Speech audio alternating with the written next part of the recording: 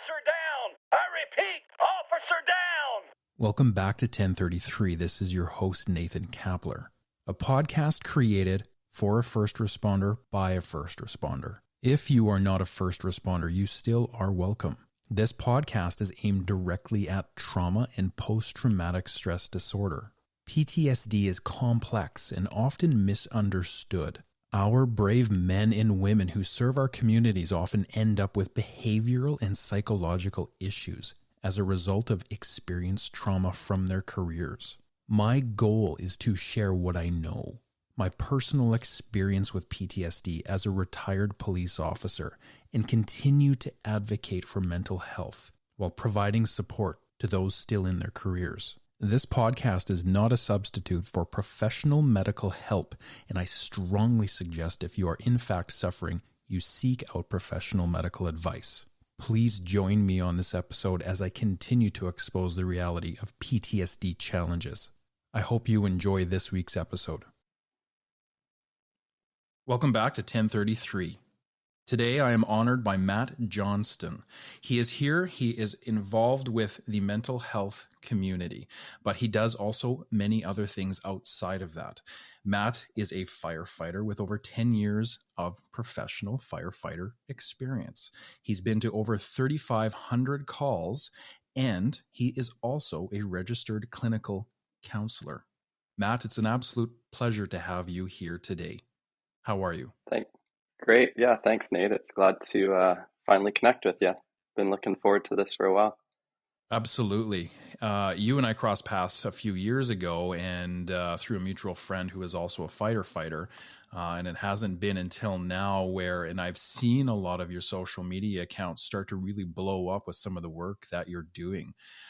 So I applaud you for not only being someone who still is in the first responder world, giving back and serving the community, but you're also very involved with the mental health community as well, in trying to ensure that this PTSD issue gets nudged forward a little bit further and we start to deal with it differently because our approach has not always been the best way. Now, before we dive into that global kind of conversation, which I'm really looking forward to, I want to talk to you real quick about just kind of how this all came to be. You're a registered clinical counselor. Now you're a firefighter as well. You're doing so many different things. You also have your own company on the side, I believe, a business that started that's trying to bridge the gap and really close this mental health loop so that people can get the right services. How did you get here? It's a great question. Well, I guess how I got here really starts in the late 90s when I ran track and field on a varsity level. And running was actually my full-time profession until I was in my mid-20s. I was on the Canadian national team and running at world championships. And part of my success in running, I realized, was being a full-time university student. And so I stuck in university as long as my running would pay for it and ended up getting a master's in psychology from the University of British Columbia. And when I opened up my private practice, everything was great. I absolutely loved the profession of, talk therapy. And actually, I was trained as an expressive play therapist, working with children and adolescents that had experienced, depression, anxiety as a result of, unfortunately, different various forms of abuse and neglect. And when I jumped back into the running circle, a lot of my friends from university had become firefighters. And I had really missed the team aspect of being, on the Canadian national team. And I decided I was going to go from being a mental health professional to a firefighter. And my distance running mind took over. And within 4 months, I completed every qualification I needed to become a firefighter. And within a year later, I was fortunate enough to be hired. So it was quite the journey. And in some ways, I'm, in my fourth or fifth career right now. So kind of a unique way to look at the world, I suppose. I'm not the type of person that just kind of sits back and am content with doing the same thing my whole life. So I'm really happy with how my career has kind of ebbed and flowed and where I'm at today. Absolutely. You would have an opportunity to have these amazing tools now walking into this minefield as a first responder, making sure that not only are you able to stay well as possible, considering what you're going to be exposed to as a first responder, but you're also going to be able to look after the people that are around you, right? Your brothers, your sisters, and make sure everyone is staying well. Now, when you made that switch into becoming a firefighter, was there any pushback on the history that you had as a registered clinical counselor with a master's in psychology on who you are? Were you seen as a threat? What was that transition like? Man, that is a really observant question you ask, Nate, because prior to getting hired where I'm working, I had gone through other processes, two actually, and one in particular did not understand my background at all. And of course, in Canada, like many other places, the term mental health professional is associated with, not a registered clinical counselor, but a shrink or a psychiatrist, things that I'm clearly not. And, there were some insecurities 12 years ago within the fire ranks about having a so-called shrink ride along in the fire truck. And then from the chief and human resources side of things, they had a hard time understanding how I'd be willing to, well, first of all, why I'd be wanting to switch careers, and two, with my education and background, why I would be content, sitting on the back of a fire truck as a junior member. Why would you want to go from working and operating your own clinic to scrubbing toilets and, as one chief told me, having 2 eyes, 2 ears, and 1 mouth, which is, one of the worst things a chief could tell someone, that you're to be seen and not heard. Those messages early on really surprised me, and made it very simple for me to understand the stigma around expressing yourself in public safety. And if you're taught those messages early on, why would you ever reach out for help in that, um, you know, in my opinion, false sense of brother and sisterhood that the chief, would try and portray?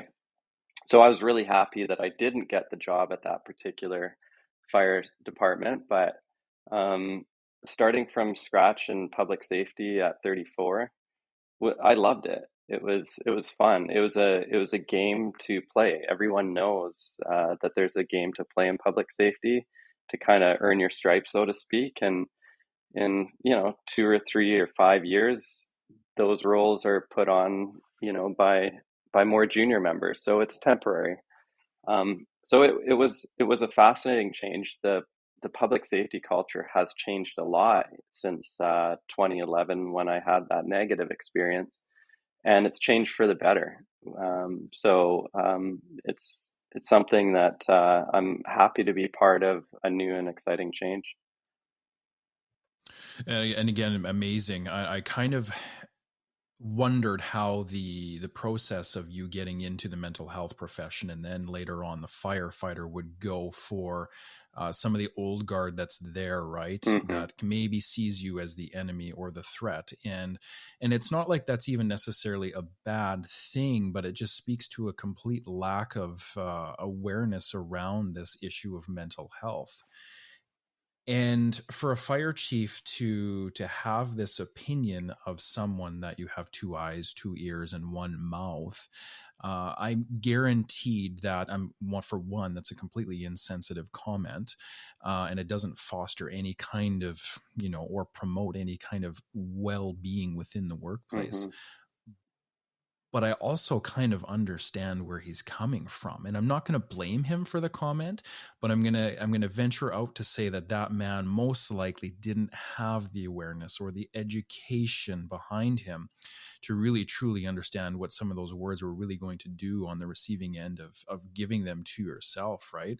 And that's the unfortunate part with the old guard leadership, is they just aren't unaware. And I have nothing but love and respect for them. You can't possibly fault someone for being that way when they haven't been shown that things should be done a different way. And I'm actually very glad to hear that now in 2022, it sounds like leadership's changing. They're becoming a little bit more empathetic and, appreciative to members and first responders' concerns, and hearing them out and not trying to shut them down, but letting them work through some of the problems, right? And just being more of a support system. So I think that's really important. And I'm glad to hear that you're seeing that. Now, for you and where you work, you had mentioned that your leadership is starting to grow in the right direction. And that's what this is all about. We're not here to pick apart the problems of the past. We're here to show, this is where we need to get. We need to continue to show the leadership that, you need to support your people and you need to make sure they feel safe, because they're going to be seeing a lot of hard things at work. And if they can't come to you with some of those issues, I mean, they're, like you said, the layers of the onion, the trauma that's within, can get magnified. So you have someone who goes out and they experience trauma, they come back and they look for support and they maybe get it or don't. If they don't, there's these certain layers of the onion, the moral injuries that can happen, the sanctuary trauma that can happen, all of these different components that can make the problem much, much worse. Now, for you, I'd like to now take a quick opportunity to kind of get you and I on the same page. And one of the important things you mentioned to me just before we hit record was we need to really look at trauma first and define it. So I want to give you that opportunity. Sure, absolutely. Taking a step back in terms of understanding the term trauma, we spoke a lot about organizational issues. And what we're finding in public safety, and it's a popular theme throughout Canadian society, is the term intergenerational trauma. This idea that ways of doing things are passed down from one generation to another. And what we're starting to see in public safety is a transformation. It's happening slowly, but we know if we don't transform it, we transmit it, just like that fire chief was transmitting his trauma and belief system onto me that was very dated. My definition of trauma is very similar to what you would see when you Wikipedia it. It's a disease, disordered, pathological way of explaining what I would say are usually natural reactions to abnormal events. And so therein lies the stigma in and of itself. So when people think that talking about trauma is somehow going to make it easier for public safety to reach out, in my opinion, it actually paradoxically reinforces the shame and stigma. Because when you read a definition of trauma, it usually goes like this: a damage to one's mind, exceeding one's ability to cope, particularly distressing. In other words, it gives trauma way too much power. And trauma lies in the eye of the beholder. So there's nothing inherently traumatic about something that happens in nature. It's our interpretation of it that might lead to a distressing appraisal of it that then impacts our mind and our body and our spirit. And so that would be traditionally what people would think of when they think of trauma. Now, trauma can happen directly to oneself, which is primary. If you shatter your leg and it's a compound fracture, that would be a primary trauma. The majority of trauma that first responders experience on a daily basis would be vicarious or secondary trauma, which is witnessing the unfixable suffering of others. And the third aspect that very few people talk about and very few people know about, except on a gut level, is organizational trauma, which is coming full circle to my beginning to talk about this concept, which is the values, belief systems of an organization that is transmitted and pushed onto their members and guised under the term traditions. And some traditions are healthy. They lead to incredible team bonding experiences, could be the best parts of the job, but some traditions are damaging.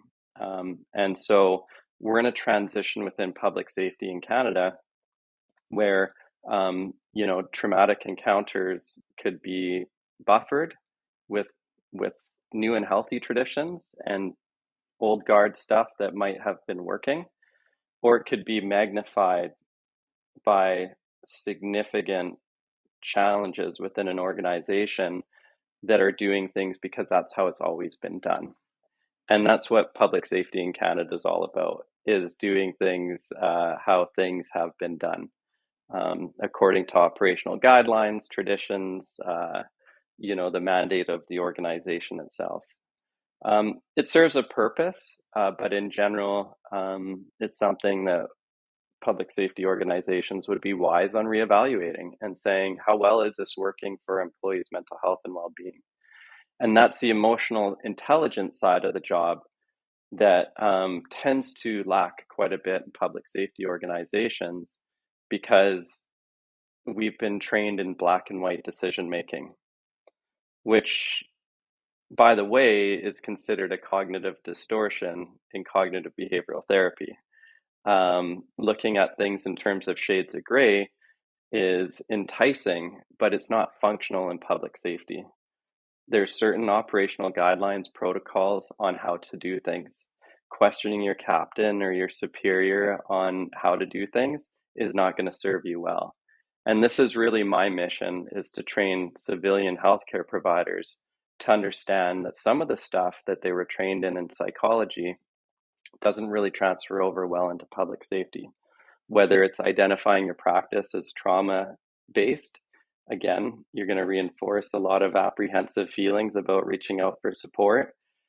And secondly, some of the counseling modalities that focus on looking at the world in shades of gray is not how public safety is trained or members look at the world, because it is a very enticing way to impact your life. When you learn how to look at the world through the lens of a firefighter, your mind is designed to look at the world in a similar light as well off duty, whether you're a firefighter, police officer, corrections, so on and so forth. You just unpacked a lot, and I'm just trying to sort out my thoughts here before I ask you hopefully one of two questions, if I can remember both questions in the same breath here. But I wanted to get kind of your opinion on,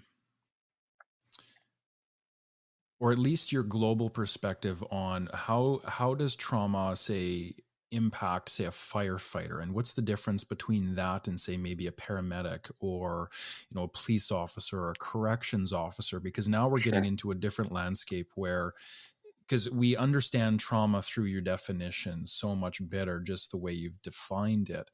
But now, how do you apply that definition to all of the different groups out there that most likely are going to experience trauma? And what are some of the challenges that might be present for one component of, say, firefighter versus police officer versus corrections versus that whole gamut? That also is a very complex issue. And that's the first question I wanted to ask you. So I'll give that one back to you. Sure. And it gets even more complex than that, because even within each profession, as you know, there's a huge difference between being an RCMP officer in Burnaby versus being an RCMP officer in a small, rural, isolated community up north. And so even within the profession, there are different risk factors and protective factors. When you're serving in a small community, the degree of separation to the patient is often at most 2. And the frequency of having to go through that intersection in a small community is daily and unavoidable. Whereas if you're in a large urban center, the chances that your patient is next to 0, and there's many different ways you can get to work. You don't travel through that intersection. So this is the complexity, is trauma is assumed to be experienced by, there's an assumption that there's like a 1-to-1 correlation between distressing events and traumatic reactions. But it's much more than that. When you talk to a first responder about the lived experience of what they would consider traumatic in their life, in general, it's not the calls that they've gone to. It's the other factors. It's how they were treated within the organization if they had a disciplinary situation. In your case, talking about the impact a supervisor had on us, those are the things that keep us up at night. When you hit a parked car in a fire truck, just glancing the bumper or taking out a side mirror in a very narrow street, the mistake that you make, knowing that potentially hundreds of your colleagues are talking about you around a coffee table, these are more significant in general than the calls you go to. Now, another example is the impact of suicide of a colleague, which I've gone through, between 2 directly and 5 in general that I've been connected to through firefighting. Those are things that you cannot prepare for.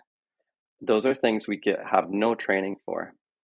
And so these nuances of the job are what keep people up at night. Are the calls significant?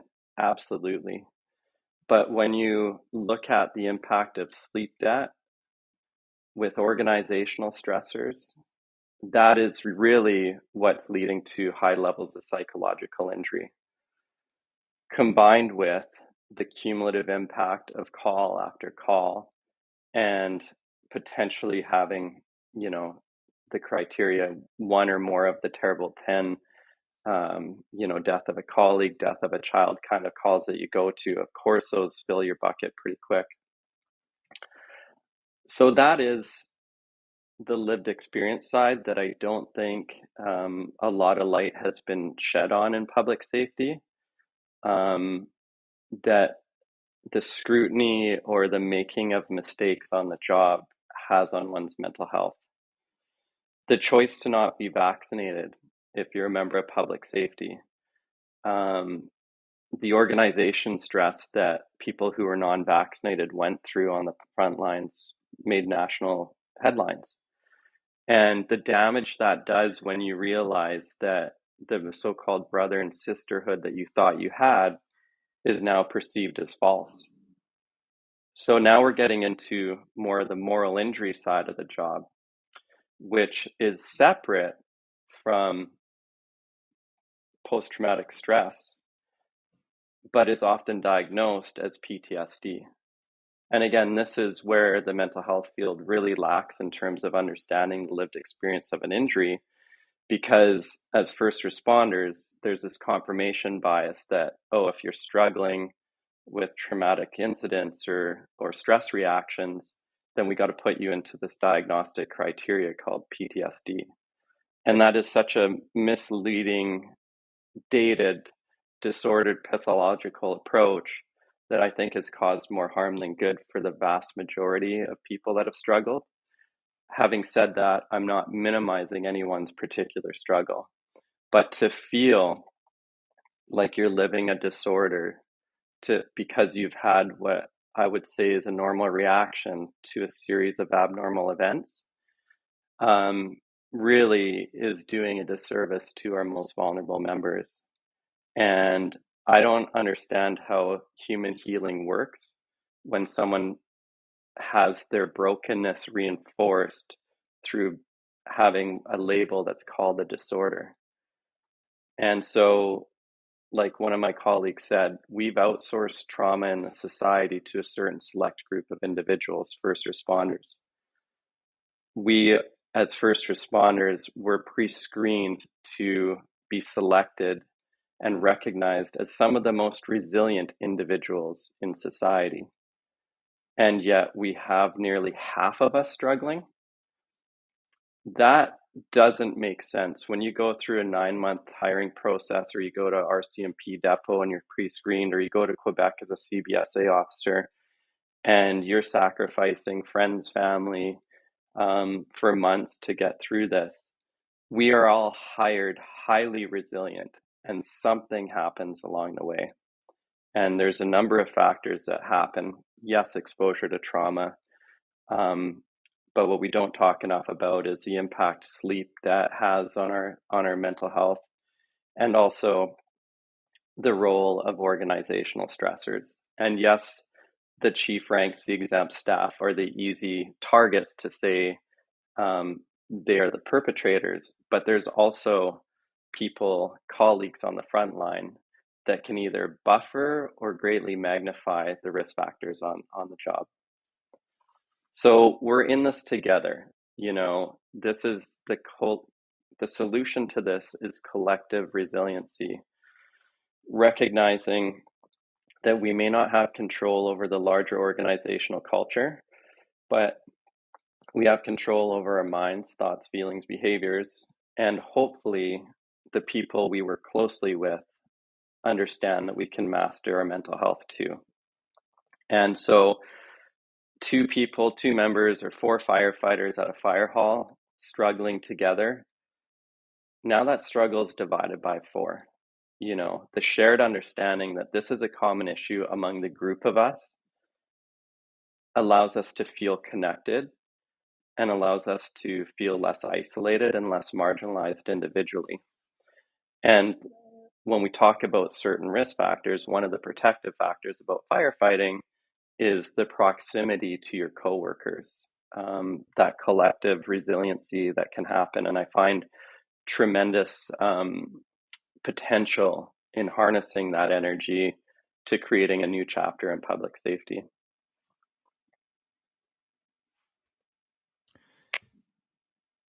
I'm going to go back to some of the talking points you initially brought up within this train of thought. And my podcast has been heavily focused on trauma, PTSD, since the very beginning. And I'm actually really glad that we're now kind of branching out and growing into this next new space of, what does guilt and shame look like for the first responder that has, like you said, gone down the narrow alleyway and accidentally bumped a car?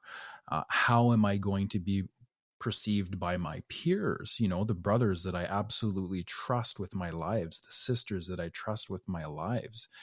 How am I going to be perceived? And you start to kind of enter into this potentially into this death spiral, especially if the organization kind of hangs you out to dry for very minimal things. And we have to admit that with this career of being a first responder, I've made many mistakes, and I know you have too, and they're going to happen. So it's how we respond to each other's problems too at the same time that occur, the mistakes that happen. We're human, we make mistakes, it's inevitable. And the one thing that really kind of I noticed early on with the Mounties that was really difficult for me was this perception that was pushed on all of us that you could never make a mistake.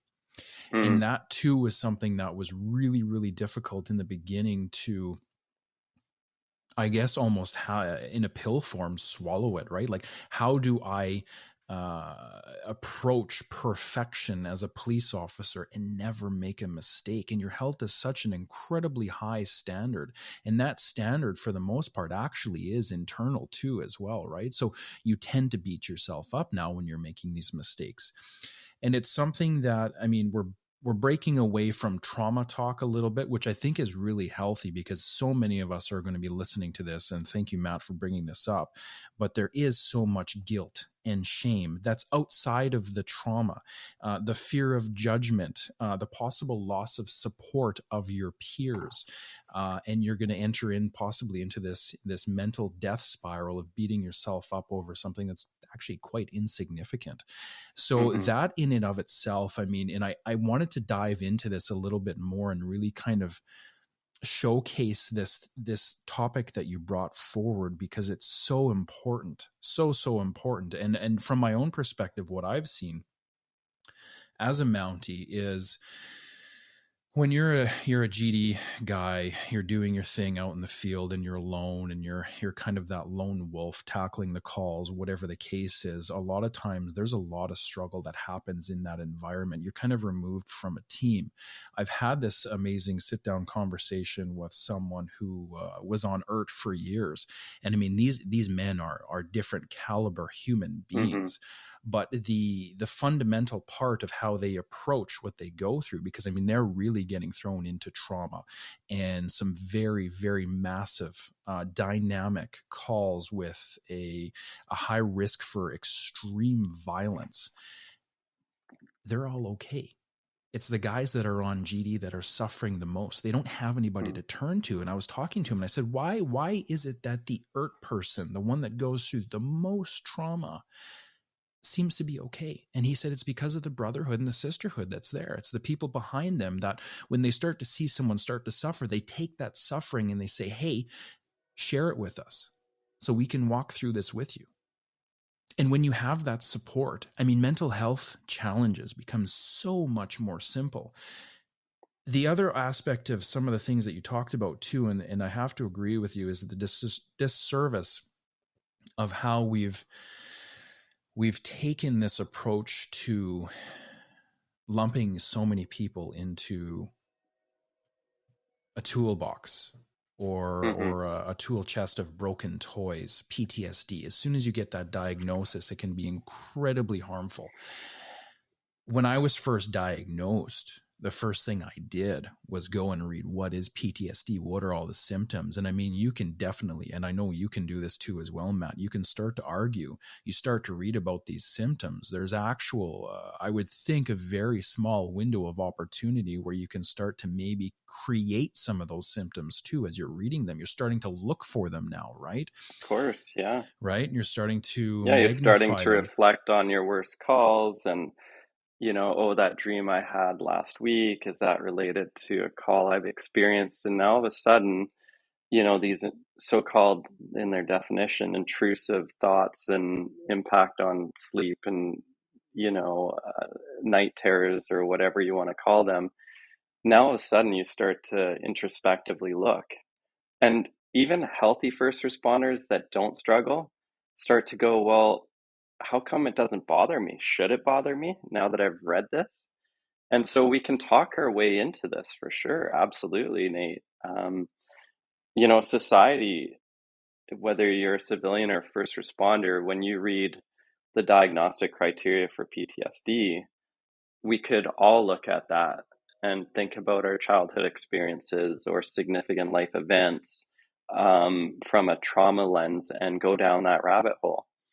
And so what I'm saying to your audience in public safety and society in general is that post-traumatic stress is not a disorder. It is an acquired stress injury that is the result of an accumulation of challenging events that essentially have filled your bucket, and that bucket can be, lessened in terms of the weight. It can be, if there are rocks in your backpack, they can be taken out, they can be broken down, a boulder can become a pebble. And there's just not enough talk about the growth that happens from setback. In other words, post-traumatic growth rather than post-traumatic disorder. And so shifting first of all, normalizing that we all have symptoms consistent with what would be considered a disorder in the mental health world of the physician world, is actually an acquired stress injury. We can begin to normalize this idea that we can have these symptoms and still function. We can have bad days related to our mental health, in particular for those people listening that come off their second night shift. How is your mental health after your second night shift? Well, think about your child when they don't get a good night's sleep. And then you multiply that by 7, 8, 10, 20 years of service and put exposure to trauma on top of it and financial stress and everything else in life. You begin to realize that this is a normal reaction to a really challenging lifestyle that public safety brings with us. Even just the stress of having this prescribed shift pattern where it turns out that your first day back next week falls on your child's birthday. Or you look at your next shift schedule and realize that you go back on Christmas Day and you work right through Boxing Day. Oh, and then you go back on New Year's Day as well. Those are tremendously isolating experiences for members of public safety. And what's the number one risk factor for depression? A sense of turning inward and away from others. Well, our shift pattern alone can serve to separate us from our friends and family, especially civilian friends and family. So we have to recognize that that there's no shame and stigma in the suffering. In fact, I think the shame is in not recognizing, thinking that this job is all rainbows and butterflies, and it's not a big deal to miss your child's birthday. It's not a big deal to miss their graduation. That is, to me, more in line with an injury than acknowledging the impact this job truly has on us. So I ironically see a lot of very intelligent people that struggle so-called the most on the job because either they are too critical thinkers, they don't look at things in black and white, they look at things in shades of gray, like why is our operational guideline like this? They question things like, well, why do we not have an EpiPen on our first responder kit? And so they're more in line to have things along the lines of moral injuries, which when you go and see a physician, a moral injury is often looked upon within the realm of post-traumatic stress disorder. And so a lot of people that get treated for PTSD and go through the exposure therapy side go, I don't have a problem with visualizing a fully involved structure fire with patients trapped. I have a problem with how management has treated me for the last 5 to 7 years. That's the biggest rock in my backpack. But getting that treatment, it's driven by the mental health professional, not always, but often. And you're fit into their paradigm.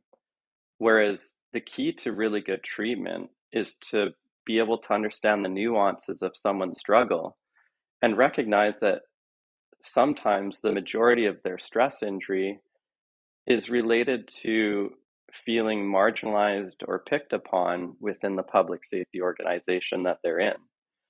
Feeling like they were the squeaky wheel right from day one, and now they're 15 years on, and that backpack of the squeaky wheel, the disciplinary meetings, the lack of faith or trust that others might have in you, usually is the biggest rock in your backpack. And of course, the sleep debt, the calls that you go to, the birthday parties missed, or all these other rocks that are in your backpack too. But that's really what I'm on a mission about, is talking about the lived experience of psychological injury for public safety. And you're right, it's different for the correctional officer versus firefighter, police officer, paramedic, and the list goes on and on and on. So many important parts of our own story come from, and especially when you start to dive into what does our mental health journey look like in life? I think as a young man, when I first started this journey with the Mounties, my level of emotional intelligence for myself was quite bleak. I didn't truly understand a lot about my own emotions, what they felt like, what they looked like, why they were there, why I experienced sadness, and then even in some of the more complex things that I was thrown into, why these different ranges of emotions were all happening at the same time, also while being overwhelmed at a call, right? That may have involved something very significant.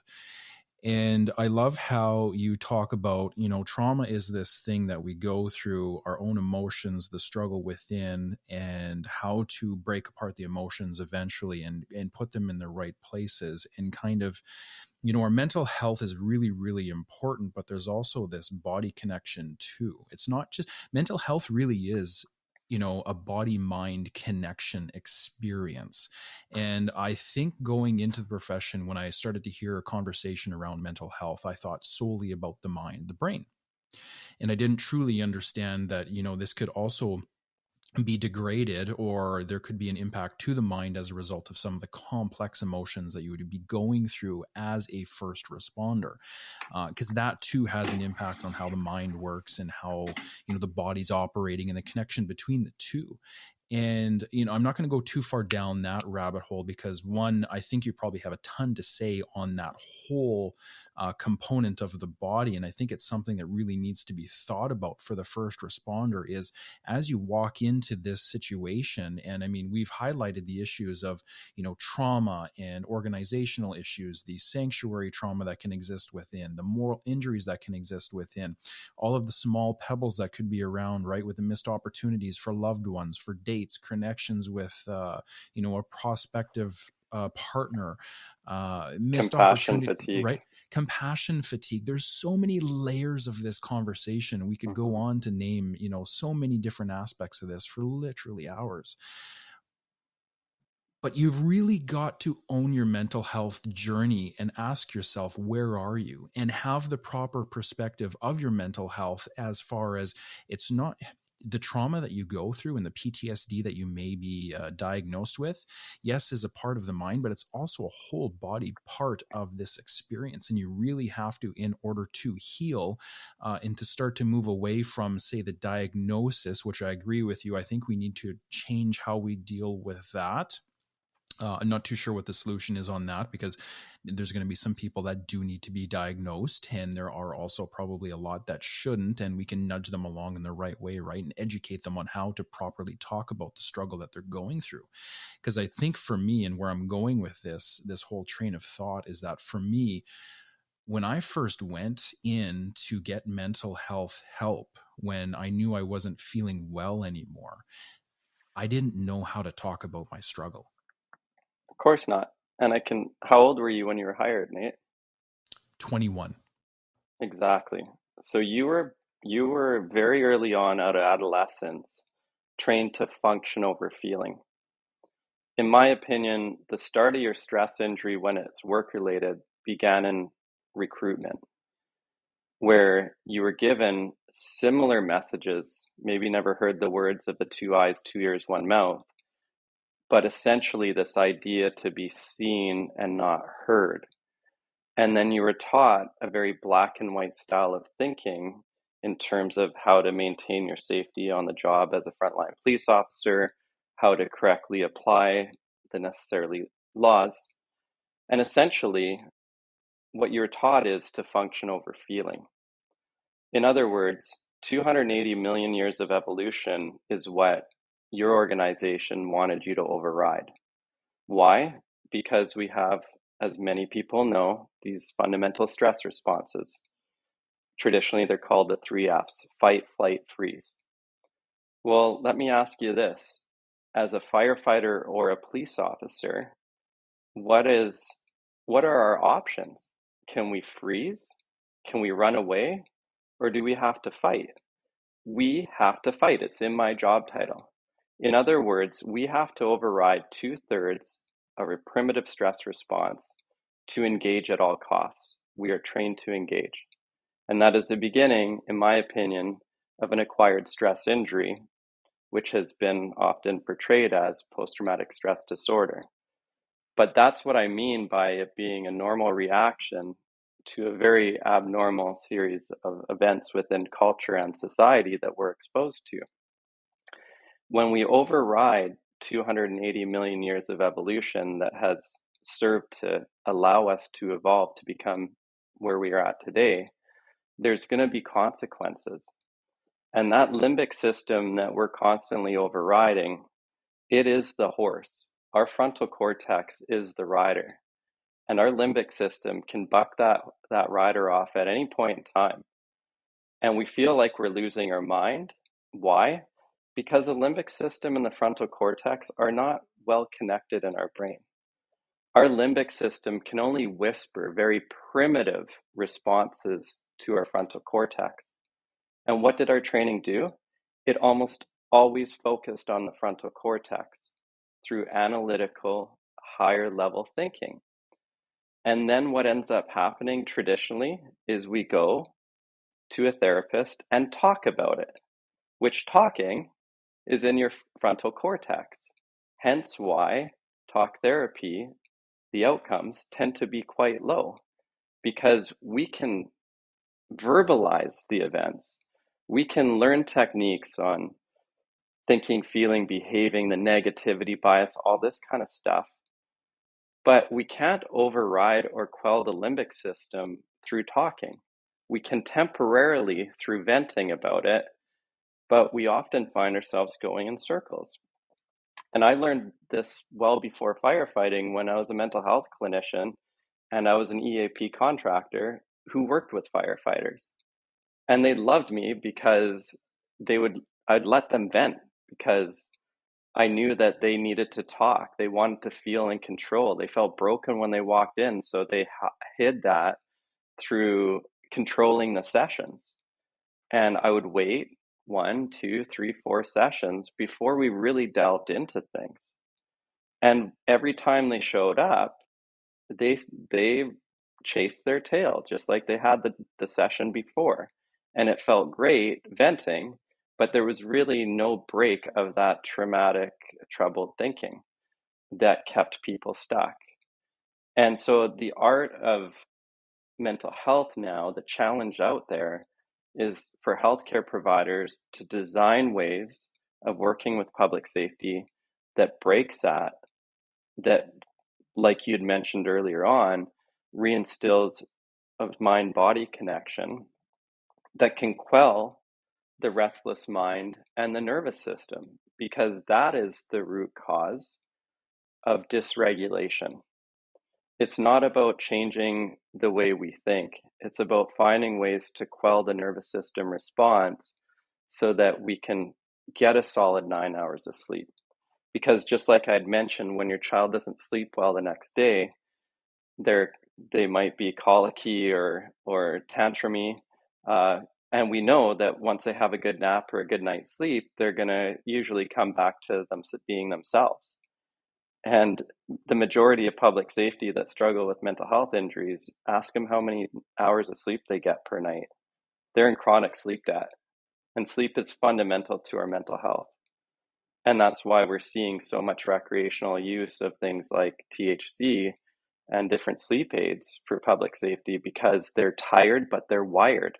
And they don't know how to undo that limbic system response that essentially is that horse that's bucked off that rider.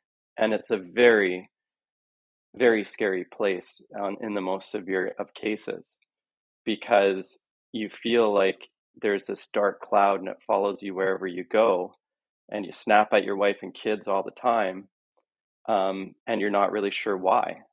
Well, you're not sure why because the limbic system can't tell your frontal cortex what's going on.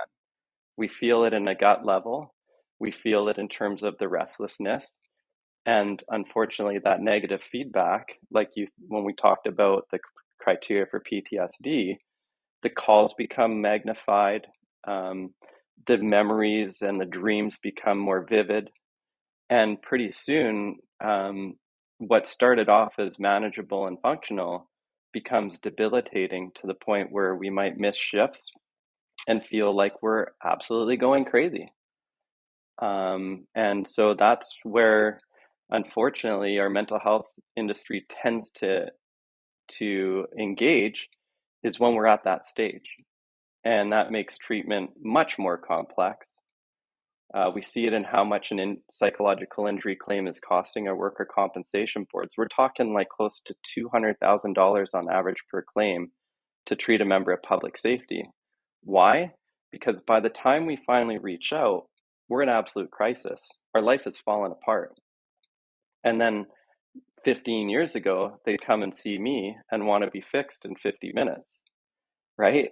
And so the misunderstandings between public safety and mental health and work compensation boards, national institutes, is what, in my opinion, has fueled this crisis. And we need to really normalize the acquisition of a stress injury. We need to recognize that all of us in public safety are going to struggle with a psychological stress injury. Will it impair our lives? It'll be on a spectrum. Absolutely, it impairs your life if you have a heart and you've missed your child's birthday, right? So we have to normalize the disconnect that we have to civilians by default of having years of service in public safety, or military where you're deployed for months. There are certain risk factors with every public safety profession that is applicable to all professions and unique to each profession. And that is where, we can split hairs, but in reality, public safety, if we can just acknowledge that this is a very unique career, that we will struggle and we normalize the struggle, I think we'll recognize more early access to mental health care to make those problems broken down into more manageable pieces so that our clinical outcomes are achieved in fewer sessions, and we have multiple touch points throughout our career so that when we struggle, we actually have familiarity with who we're going to see in the counseling room or the physician office. So getting ahead of this and recognizing preventative care is the key to reducing the severity of a psychological injury is, to me, the challenge that I put out to every individual and organization. The amount of people, and you nailed this, the amount of people that eventually go and get help are usually the people that are finally at that end stage where things have become so bad that they don't have a choice. It's like a rock bottom mandated of sorts, right? And that's something too, like that was from my own experience where finally I was able to go out and get that help. But again, I was very much at that rock bottom. And unfortunately, we need to get better at the preventative, catching people before they get to that stage, because of the crucialness of where you're at and the amount of time that it takes to now unwind that person from being at rock bottom or having those immense struggles in PTSD or however you want to classify it. So I'm glad you touched on the importance of that. And I think, and this is something that ties back to my original train of thought here before you talked this very last segment, was you have to, as a first responder, really tap into where you're at and be willing to acknowledge that your pain and suffering is going to be there, and you need to go and get help before it becomes a big issue. So having that level of vulnerability and authenticity to say, hey, I'm starting to slide, let's catch this now before it becomes a bigger issue, is a really difficult thing for all of us first responders to admit. But if you can have that ability to put whatever it is that's keeping you away from admitting that, the ego, the pride, whatever it is, the stigma of how you're going to be perceived, your life is going to be so much more better off. It's going to be better off with the loved ones around you, your work-life balance, your sleep. And sleep is one of the big things. Like when I really wasn't well, I was sleeping about 15 minutes a night for well over a year. And at that point, I was a walking zombie, and I had every clinical symptom of PTSD happening, the cyclical thought, the massive depression, the anxiety, the hypervigilance, negative thinking patterns beyond belief. Like it just was I was a train wreck. I was more of an issue then than I was actually in active addiction. When I was using THC, it actually brought everything down and suppressed that limbic system. And I remember the first time I actually used THC, and I thought, is this what it feels like to be normal? This is incredible. and this is what I've been missing for years. I could sleep and I enjoyed life. And it was like this miracle cure where it was like all of a sudden you're sucked into this world of just like relief, Mm-hmm. which again ties into the issue of the slippery slope, right? When you're going through that pain and suffering. But I'm not going to go down that road with you, because I just wanted to, again, kind of reiterate kind of where you're going with all of this, because it's really important. And one of the other things I wanted to talk about too, real quick, was one of the questions I wrote down here while we were talking was, how do you even begin to educate counselors on how to give therapy to first responders? And when you first started to talk about this, I was just thinking, like, logically, I was like, how do you do this? Do you educate them on what we go through, all of these different things? But you actually touched on this in a very kind of unique way that I've never heard before, in how, the different parallels between the limbic system and that prefrontal cortex, and how, and I don't know if this is where you were trying to go. I might be inferring here a bit, but to me, it sounds like for you as a first responder, in your perspective, having someone come in and do the talk therapy, yes, it's great. We all need to learn how to talk, but eventually you have to start diving into the emotions of the trauma that's brought on this intense sadness or anger or whatever it is, and maybe start to actually try to heal that emotion through the limbic system. So I just want to be clear here and ask this question of you. Is that kind of your approach on how you now are perceiving we need to train these counselors? Yeah. Is not only to get them up to date with lived experience of, hey, this is what a first responder goes through, but you also need to push more for a healing of the limbic system to knock them out of that constant state of fight, flight, freeze. Yeah, and most therapists will understand and be trained in modalities that quell the limbic response through EMDR, eye movement desensitization reprocessing, through somatic experiencing techniques, and through mindfulness-based modalities as well. Clinicians have really got a lot of training in that industry, too much. And there will be therapists going, no, you can never get too much, trauma informed. Yes, you can. Because what's been lost is getting first responders to that stage of treatment. Most first responders will go to a talk therapist for 1 to 2 sessions and they won't come back. Why? Because psychologists and clinical counselors across Canada don't know how to engage first responders in enticing them to therapy for a number of reasons. Talk therapy, if we look at the history, one of the major founders was Carl Rogers, client-centered therapy.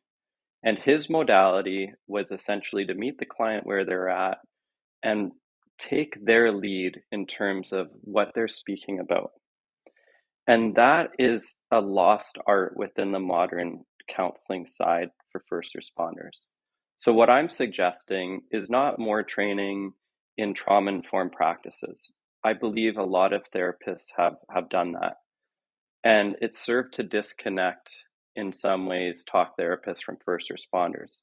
Because in the early 2000s, and I was part of this movement, we were enticed into, the advances in neuroscience around, functional MRIs, about the neurobiology of trauma. And so there was a whole monetization in the field towards treating complex trauma. And I believe that training reinforced the science of it, but what was lost is a lost art of how to build rapport with stoic service audiences, such as paramilitary, or on a macro level, men in general in Canada. For every female that dies by suicide in Canada, there's 4 men that die by suicide. The means we choose are more lethal than the means that women choose when they want to end their lives. This is serious. The mental health field, when we look at it on a macro level, has really fallen short on servicing men in general. And I can challenge that by just people going and doing a Google search of clinicians in their area look at their business names, look at the colors of the websites they use, how they describe things. They tend, in general, not all the time, but tend to be more gender typical in line with women, females, than they are men. And that is what I've been upstream against for the last 5 years. And I can tell you, there are a ton of talented therapists that, to no fault of their own, just didn't know any better. They thought they were an inclusive company that would attract all sorts. But then they realized who wasn't showing up. And I can tell you who usually isn't showing up is the police officer, the firefighter, the paramedic, the so on and so forth. And so what I did is I created a program. I've trained over 500 healthcare providers in Western Canada. It's now a national program through Wounded Warriors Canada. And what we do is, instead of directing members of public safety to individual clinician websites, is we have a directory on warriorhealth.ca. And what that does is it's a free accessible directory, no paywall, no data mining. You're not going to get ads for a plumber if your sink's been broken for a week. And you can access people that have taken our training on how to work with what we call trauma-exposed professionals. And this is the start of a movement that has garnered international attention and has been replicated or attempted to be replicated in other countries. And we are going to and are changing the mental health landscape for public safety, one healthcare provider at a time. And what we know about Canada is that Canada has varying degrees of regulated mental health care. In BC here, anyone can call themselves a therapist. We don't know if they've done 10 weeks of training in career counseling or if they have a PhD, because anyone can call themselves a therapist. So we need to get out and change the mental health landscape for public safety by tightening it up. And right now, I'm not suggesting we're regulating anything. What we're doing is we're sharing information on a national database on healthcare providers who are part of a recognized professional body who have taken some training.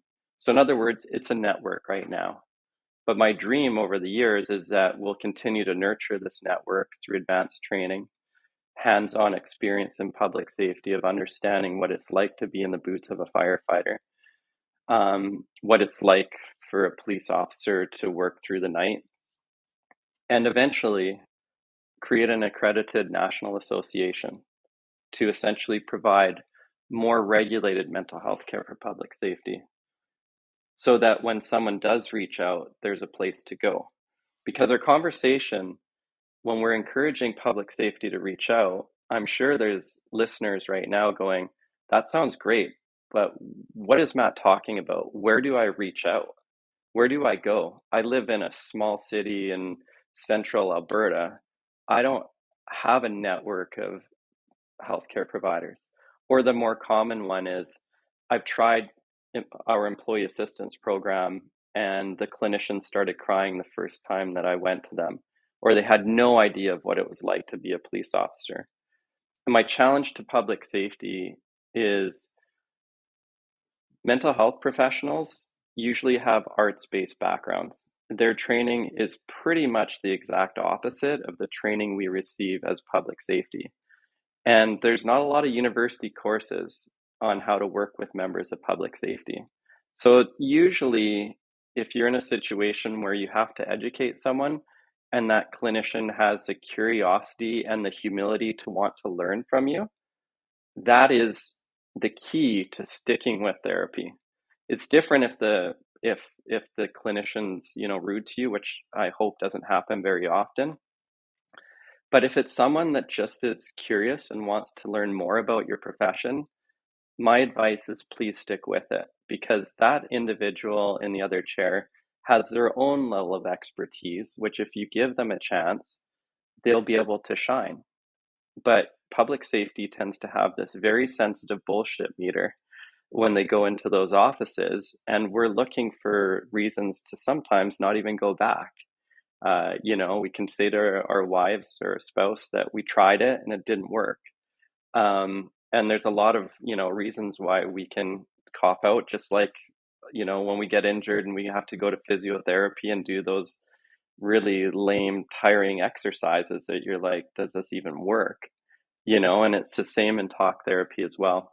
So we have a challenge in Canada. We have a lack of regulation. We have a lot of silos within the mental health field.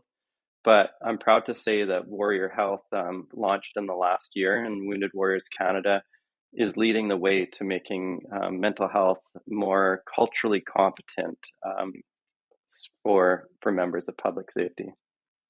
We've covered a lot of ground today, Matt, and you have been an amazing guest. I, for one, have learned so much from you already. So I truly appreciate your time, especially on this topic. I know this episode, again, is going to touch many listeners, and it's going to impact people in the right way. They're going to hopefully come away from this with a bit more knowledge and a bit more of an ability to look at their own life and hopefully ask themselves the hard questions of where are they in their own journey. And there is no shame with having a mental health issue, whether it's big or small. Where the shame comes in is we sometimes feel like that mental health issue, we're going to be judged by that. We're not going to be accepted by our peers. And you have to be able to challenge yourself in that shame and that guilt and recognize that this is the human experience. There is no shame. And most likely you will go through something traumatic, something very serious in your career, at least once, that's going to impact you, and you're going to need help with it. And one of the beautiful things you said earlier on was that you take this approach. And I love this when people take this approach, because there are still a lot of people out there that say not everybody gets hurt, not everybody goes through pain and suffering as a first responder. And I come at it from a much different angle, very similar to you, where we have the acceptance around we need to accept, because of the abnormal events that we're going to, that there will be pain and suffering. It's just like you said, how big is it on that scale? It's there, whether you're willing to admit it or not. So if you can step back from letting the ego step forward and really focus on there's going to be an issue somewhere, let's just accept it. And let's go and talk about it when it starts to surface, however small it may be. And if you can do that before hitting the big iceberg down the road, you're going to be so much further ahead. Now, you yourself are doing so much in this community. So I want to highlight kind of where people can go to support you in what you're doing, but also be able to reach out and get the help that they need. Because you've already established the immense positivity that you're gaining for the mental health community, and making sure that there's now a database in place where people can turn to, those people that are really isolated in the northern communities or the smaller towns spread out across Canada. There are so many people that I hear from, even through my Instagram account, that say, hey, that's great you're talking about all of this stuff. I need to go and get help. I need to start talking about what I'm going through. But I can't go to anyone. I don't have a resource. I don't have a support system. So one thing I wanted to talk about was an amazing website that's out there. You're a part of it, Matt. warriorhealth.ca. A very, very important place for all of us to have on a card in our back pocket, because most likely we will need to pull that out at some point. If we can't gain the support, you've actually removed the roadblock right there and created a space where you can go and get that help. So let's talk about that real quick. Sure. Warrior Health is under the umbrella of Wounded Warriors Canada. And where it all began is essentially training healthcare providers on the lived experience of, and essentially putting the people who took the training onto a database that looks very similar to like a VRBO style map. And essentially what Wounded Warriors Canada really recognized is that this can't be just a province. This has to be across Canada. And of course, because they're a national charity, that is their focus. And so for the last year and a half, we've been developing a national database on warriorhealth.ca.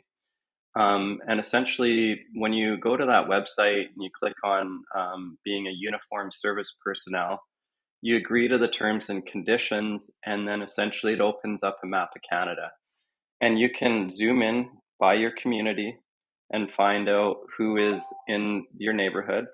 You can also go and recognize just certain types of mental health professionals that your extended health plan covers. And it'll act as a series of filters that allow you to really identify the group of mental health professionals that you are seeking assistance from. The nice thing too is that it doesn't necessarily have to be a clinician in your backyard. You mentioned small community. That is a challenge. It's always going to be a challenge in Canada. We're just so sparsely populated given the size of our geography. Many of the clinicians on this database offer online counseling as well. And so it's really important to recognize that if someone isn't in your backyard yet, this is a new initiative. It's going to take a while to have thousands of healthcare providers on it. Right now, there's hundreds. There's literally around 500 healthcare providers on it. And they're all members of a registered professional organized body within their province. Whether your extended health plan will recognize that individual that you're seeking help from as services that can be reimbursed is really not something that I really focus on. I'm really focused on helping members of public safety find the best fit for their needs. When you go to warriorhealth.ca, you got to recognize that looking for a healthcare provider is like looking for a new car. There's different makes and models. So test drive a few. Don't necessarily think that you're going to hit a home run with the first person you reach out to. Recognize that there might be things that you're wanting to talk about that are more about marital issues. So you don't necessarily want to go to a trauma therapist if it's a marital counseling. You might be going for, issues related to parenting. So public safety isn't necessarily this one size fits all type client. Recognize that there are different types of experts in the mental health field for different types of issues. There's also child and adolescent therapists, so that if you have a child in your household and your wife's a registered nurse working shift work and you're a police officer shift work, that is a very unique family dynamic. And it's actually a very common public safety house where both people are members of public safety. So of course that's going to have an impact on the lived experience of your child. So we recognize this. And so our training has been, something that a lot of play therapists have been interested in taking as well. So my point is that there are a wide variety of mental health professionals on warriorhealth.ca. You're going to have to put your homework in and do some investigating as to who on that database is a good fit for you. And that's going to be as unique as your fingerprint sometimes. So if you don't get a good fit the first time, don't throw the baby out with the bathwater. Look into other people in the network that might be a better fit for you. Beautifully said, my friend. Having those options to get that support when you are finally at a place where you no longer feel supported is one of the biggest issues I see, especially with my own journey going through PTSD and navigating my own mental health and some of the challenges that came from some of the things that I went through.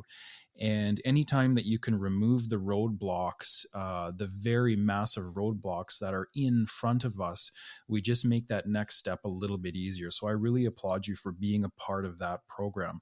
Now, one thing I love to do here too, and this has always been my theme in life, I love to obviously serve others, and it hasn't been until I've gained my own sobriety and gotten to the place where I am now with everything that I've been through, where I truly recognize that serving others without expectation has become a very big theme in my life, because it's really important to show up for others.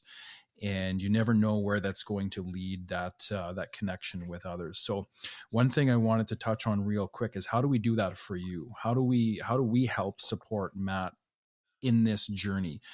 You also have your own website up and running, the First Responder Health business that you've formed for yourself and some of the initiatives you have. So let's take a quick moment to talk about that and how else we can support you as well.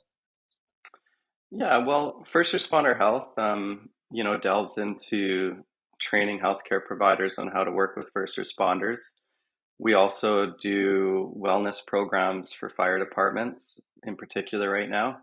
And then we're very proud to have a number of partnerships here in Western Canada that allow us to provide psychoeducation training for, in particular, fire departments right now. So that's currently what we're working on. But if listeners want a place to, say, donate money to, donate their support to, Wounded Warriors Canada is the place to go. They're recognized national charity. They definitely punch out of their weight class. It's amazing what such a relatively small organization can do on a national scale. And I'm just encouraging listeners, if they don't know about Wounded Warriors Canada, to check out their website. I know many of your listeners will be familiar with them, but the amount of, dollar for dollar, how far a dollar gets stretched in Wounded Warriors Canada reminds me of the food bank. You can donate a can of food or you can donate $2 to the food bank. They can magnify that $2 more than that can of food that cost you $2. And so that's really what Wounded Warriors Canada is they're not into building a $20 million purpose-built facility. They're into taking donations and putting it right back into programs that serve public safety. And their programs have shown a lot of really good success. And that's why they've got such a great reputation across Canada. So that's where, in my opinion, people can help out is directing their energy towards Wounded Warriors Canada. And anything that we can do to support you directly? No, I think just by having me on your podcast, I feel supported. I think that, we're at an awareness level. So I know that some of my perspective is not mainstream. So I think, for me, just being able to share with your audience, and thank you for that, by the way, this opportunity to share my perspective with a different group of people that may not have heard of me. My objective is filled. My good bucket gets filled by knowing that maybe a listener here can reframe the nature of their struggle and recognize that it's a contextual struggle. It's a struggle as a result of the environment they're placed in rather than something broken within them, which when we struggle, we can often feel broken. We can feel shameful. We can feel weak. We can feel all of these adjectives that public safety are not supposed to feel according to our training. And we know that's not true. If it was true, the rates of suffering among public safety in Canada would be much, much lower than almost half of us.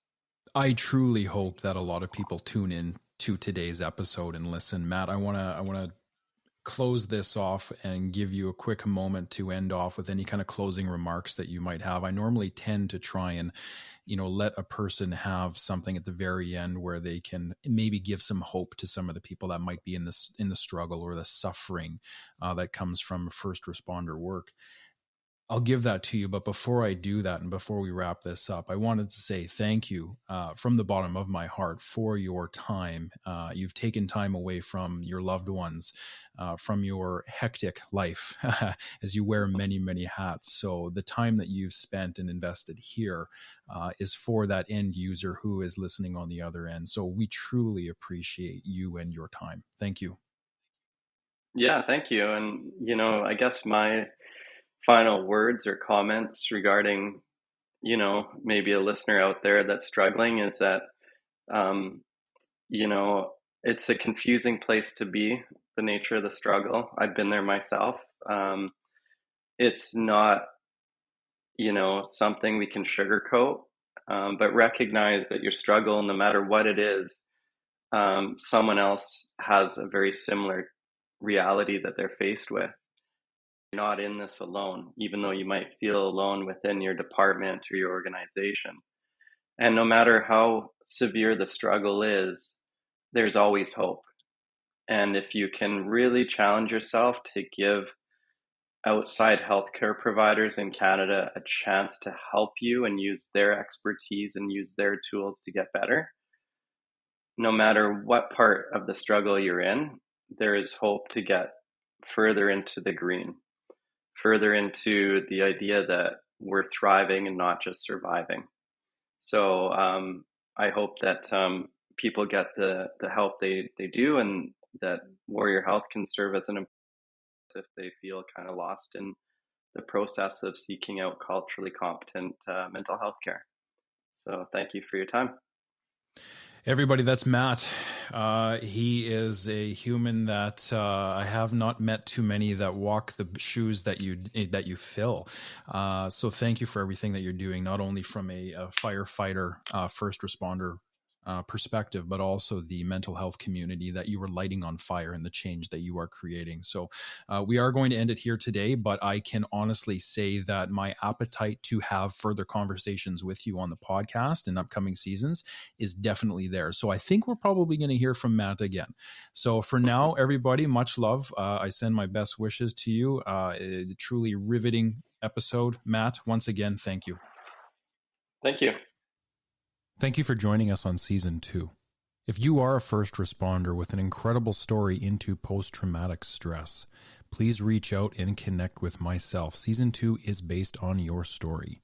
And if you want to step up to the plate and share your story with the world, I would be more than honored to help you do that. Thank you for your continued support with this project, and thank you for tuning in today.